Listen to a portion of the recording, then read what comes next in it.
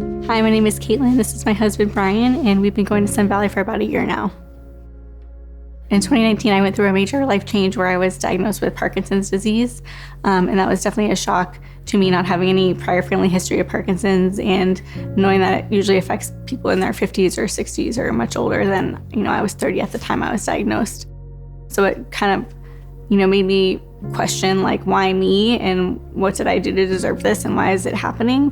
One of the biggest struggles I have is with sleep. For me, that's one of the most lonely and difficult parts of my day is when I'm trying to fall asleep at night and I can't, and I get so uncomfortable sometimes just trying to lay still in bed with a tremor and stiffness, and so I just get up and sit on the floor until I'm ready to go to sleep. So we moved to Arizona in 2021. And the same weekend that we moved here was about the grand opening of the South Gilbert campus at Sun Valley, and every time I drove by the church, I found myself kind of being drawn to the church in some form or fashion. I certainly, was skeptical and had questions, and I had never really attended church, regularly in my life, especially as an adult. And then when I heard about Alpha, I was interested in kind of exploring my faith more. Alpha gave me the space to voice questions and kind of discuss with the group and hear what other people thought. Throughout the process, I found myself not always getting the answers, but beginning to ask questions that I never asked before. What do I believe? Why do I believe it?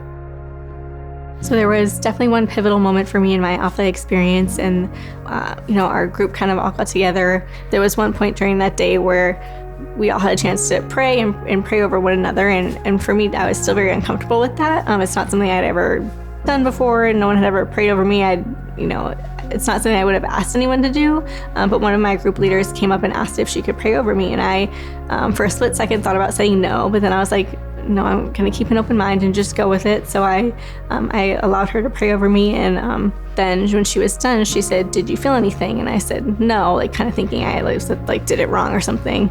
And then she shared that she had a vision of me sitting beside my bed during the night, kind of with my head in my hands. And she said, "Do you do that at night?" And I said, "Yes." And she said, "God wants you to know that He's with you during those moments and He loves you." It just made me feel, I guess, comforted and seen, and yes, I'm going through this difficult time and I'm struggling a lot every night, but I'm not alone anymore in that.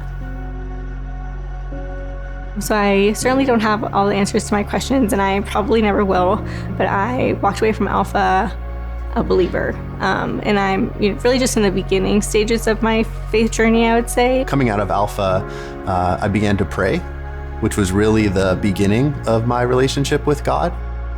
So I did say yes to Jesus, and this last March I got baptized.